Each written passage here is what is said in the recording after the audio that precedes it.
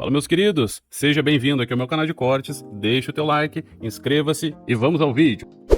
Segundo as reportagens, estão tentando preservar o Paulo Sérgio. Integrantes da caserna destacam que seu cargo como ministro da Defesa era político e que não seria um cargo militar. E então, portanto, o general Paulo Sérgio Nogueira estaria mais suscetível às pressões e ordens do então presidente. Uma hora eles dizem assim, que o militar tem que cumprir qualquer ordem que for dada, não interessa a ordem que seja. O advogado do sítio falou isso daí em entrevista há algumas semanas. Até repórter disse assim, tá aí, se manda matar, como é que faz? Aí o doutor César diz assim, mata, aqui tem coragem. Não, o que tem coragem não fala, mas ele fala, mata. Aí a repórter fica, mas o tchê, tá ficando doido? Mas tudo bem, né?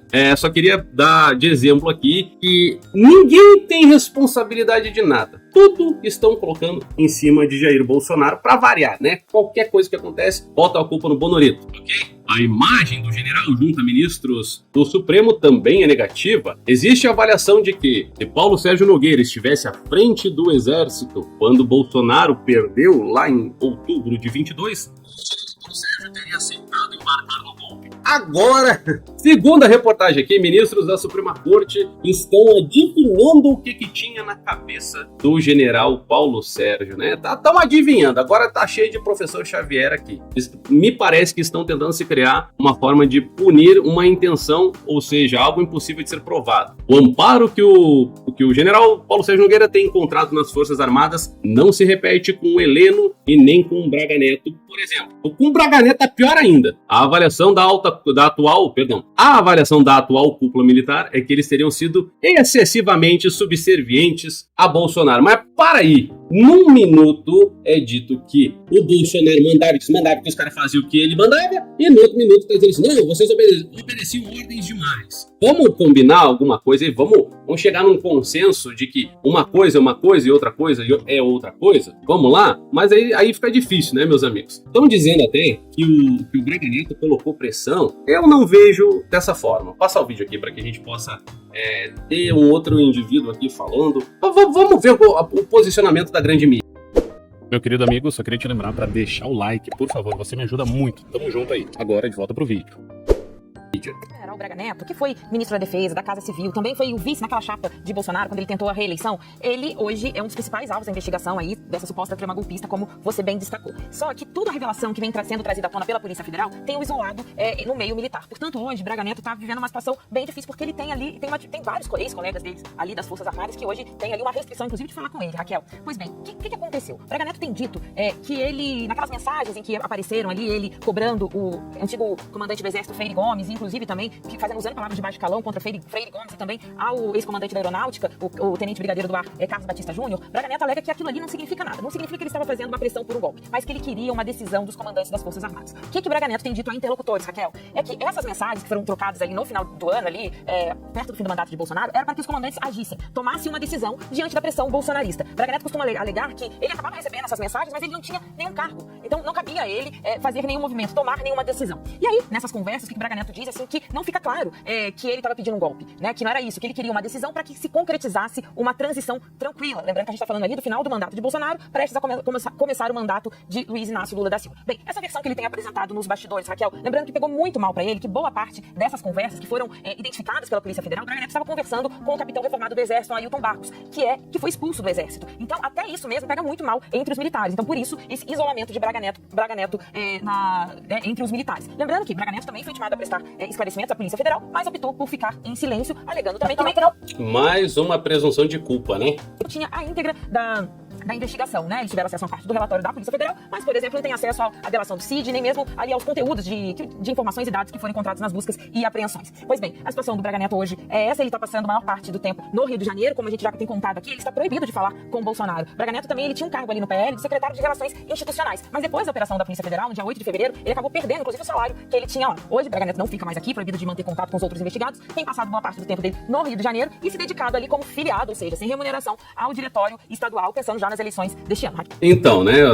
Vocês viram que essa situação do Braga Neto tá bem difícil, bem complicada, não é? Estão dizendo que este depoimento aí do Freire Gomes seria uma delação premiada particular. Eu já fiz as ressalvas a respeito da possibilidade das perguntas há uns 15 minutos atrás aqui dessa live, tá bom? Então não vou fazer de novo. Integrantes da cúpula militar, ouvidos pela CNN, consideram que a postura colaborativa do ex-comandante do Exército Freire Gomes é uma espécie de delação premiada particular do general. O cara, um general que foi chefe de toda a Força Terrestre brasileira, está aí falando à torta e à direito coisas que ele deveria guardar para si. É um posicionamento que está sendo glorificado por integrantes da cúpula militar. O prêmio seria reparar danos à própria imagem e também danos à imagem da instituição. Eu penso que, diante do que eu vi até o momento, que o prêmio vai ser uma bela de uma condenação ou,